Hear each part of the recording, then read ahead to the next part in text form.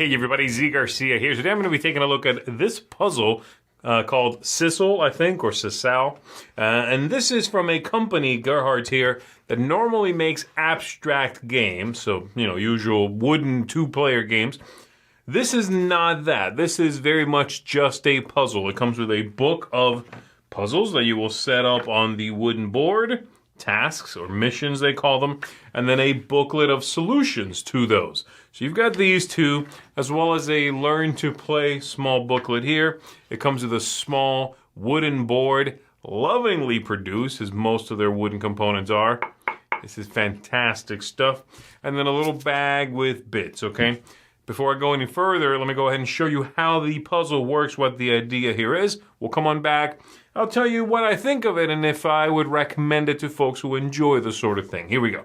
So here are all the pieces that come with the puzzle. You are going to get the rule book, which I'm not going to dive into. I'll explain how the game works, and then a book of tasks and these solutions in another booklet here, as well as all these pieces you are going to need in order to play on the board. I will point out the 6 and the 9 have rotational symmetry here, and you don't know which is which. A little dot would have gone a long way, so you just need to unfortunately check in the book here that the 6 is the orange one and the 9 is the yellow one. So, okay, that's the 6. This is the 9, all right? So let's go ahead and I'll show you the first one here. I'll explain how this works. So we're looking at the first one, which is the starter right there, right here.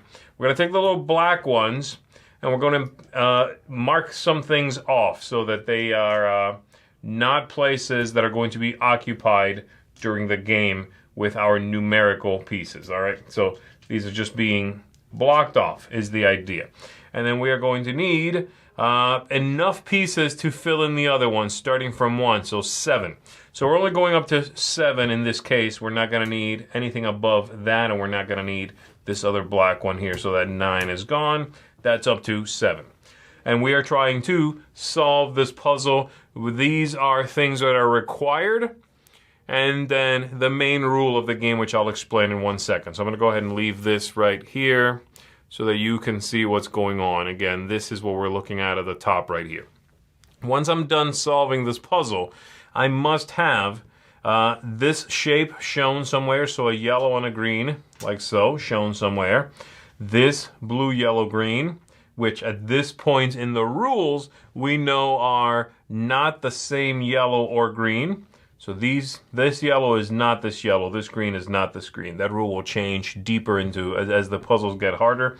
And then also this must be true. So something like this is kind of what we're looking at here. Whatever, the da-da-da, and then these yellow, green, whoops, yellow, green, and then this blue, yellow, green. Blue, yellow, green, like that. So we know, because of the simple geometry of these pieces, that it has to go like that. The thing now is, they have numbers, and they need to be placed correctly, okay? So those numbers follow a simple placement style or rule. So you begin anywhere, so perhaps I'll put this one right here, and then from there, I have to leave in a straight line and put the next number out in the first empty spot I see. Crossing over the black ones is fine. It's not going to matter in this puzzle. They're all on the outside. But if there was one here, a black one there, then I could jump over it, and the next number takes the next empty space. So for example, I could put the 1 there, then I could put the 2 here, then the 3 has to go next, and the 3 has 2 possibilities now based on my my positioning here. The 3 could go there, or the 3 could go there. So I could put the 3 there, okay?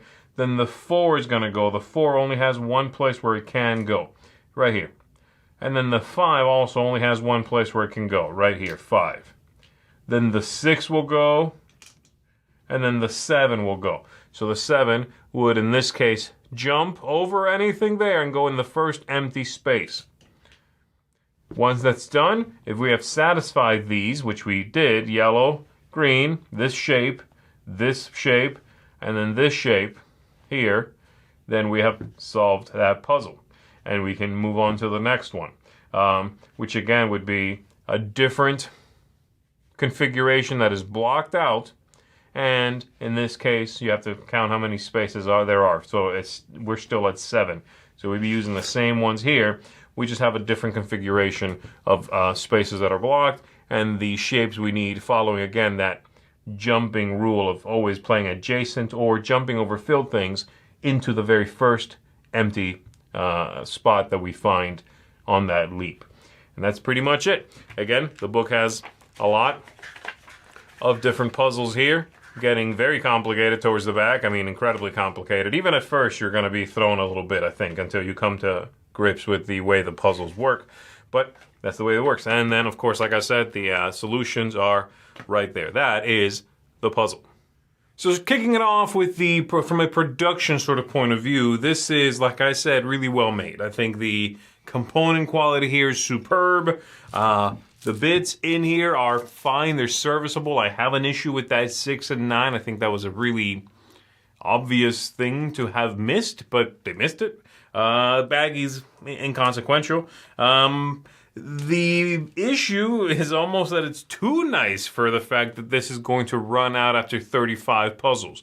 But to be fair, you put this down long enough and come back to it, and you will mostly forget how that puzzle was solved. I think that's okay. And you can, of course, share this with someone else. This is a very attractive thing to leave set out on a coffee table, put on a shelf, that sort of thing. And if anybody's eye is caught by it, then you can say, oh, let me show you how this works.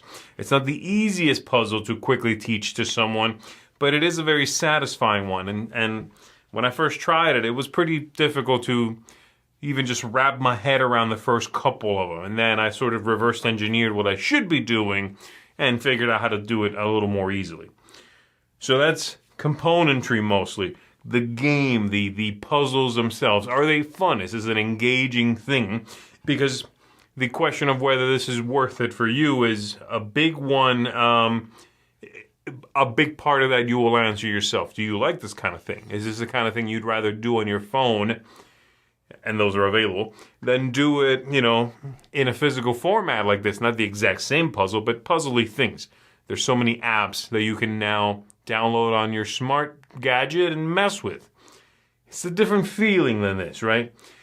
And you'll know that already if this is the kind of thing that you look at and go, yes, that would look good on my coffee table, or yes, I like the tactile nature of that. I want to play with that while I'm sipping on a little hot tea or something. But are the puzzles interesting? Is the system good? I do think the puzzle idea that they came up with here, the designer has come up with, is really solid. Again, it is very easy to reverse engineer these puzzles, to look at the patterns and go, well, I could do this and that and the other thing, but I think that's by design.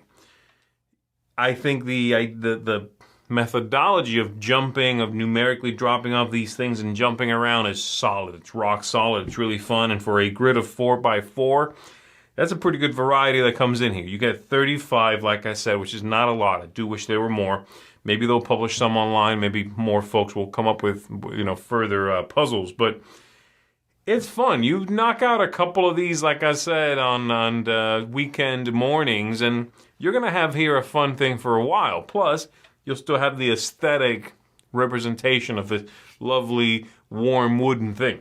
So, all of that to say, if you are someone who is captivated by this, even a little bit, I would definitely recommend it. I think it's a nice showpiece, I'll put it. And I'm going to give it a 7 out of 10. This is not a game, so it's a little strange to kind of give it a numerical rating for me.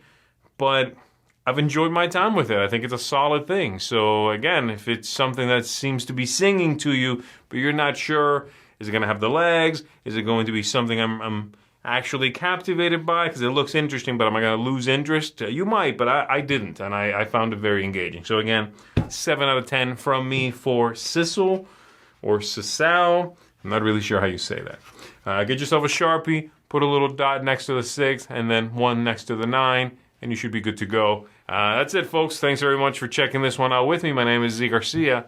I'll see you on the next one.